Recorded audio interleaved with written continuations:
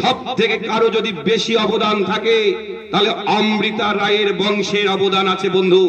কেন?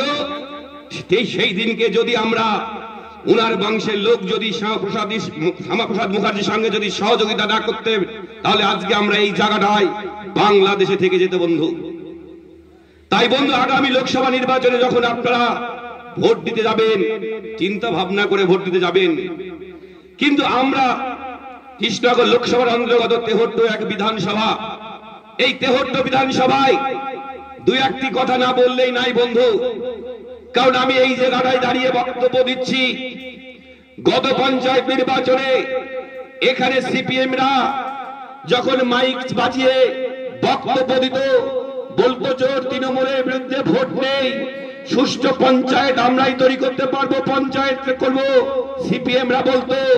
আর সিপিএমরা যখন তৃণমূলরা ওই সাইড থেকে মাইক লাগিয়ে বলতো যে সিপিএম নয়, একমাত্র তৃণমূলরাই পঞ্চায়েত তৈরি করতে পারবো, তখন সিপিএম এর বিরুদ্ধে তৃণমূলরা বলতো এই রঘুনাথপুর অঞ্চলে, আর তৃণমূলরা বলতো সিপিএম এর বিরুদ্ধে।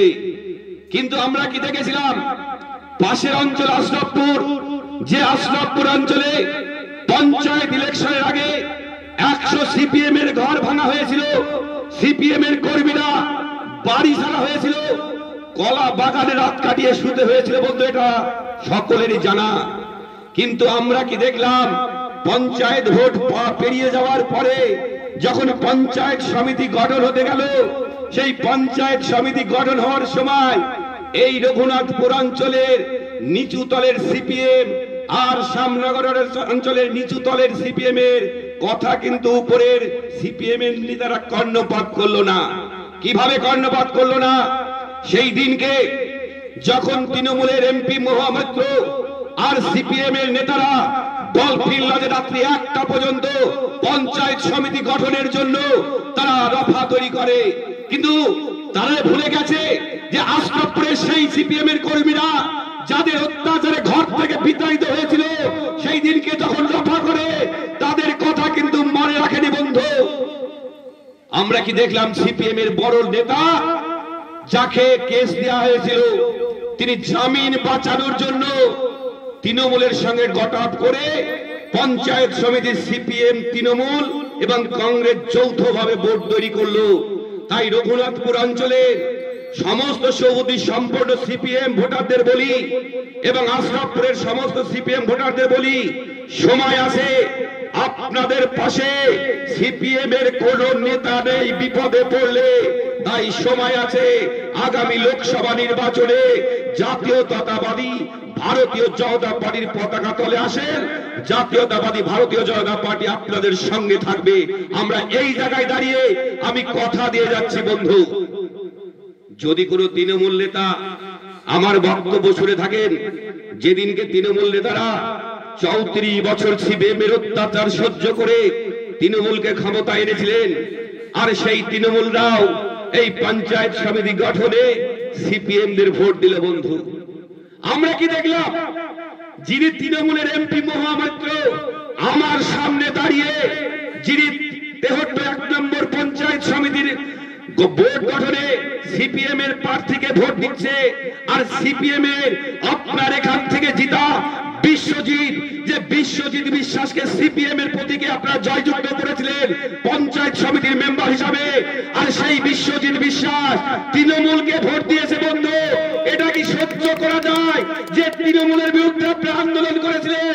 আমি দায়িত্ব নিয়ে বলছি, বিশ্বজিৎ সরকার বিশ্বাস তৃণমূলকে ভোট দিয়েছিল।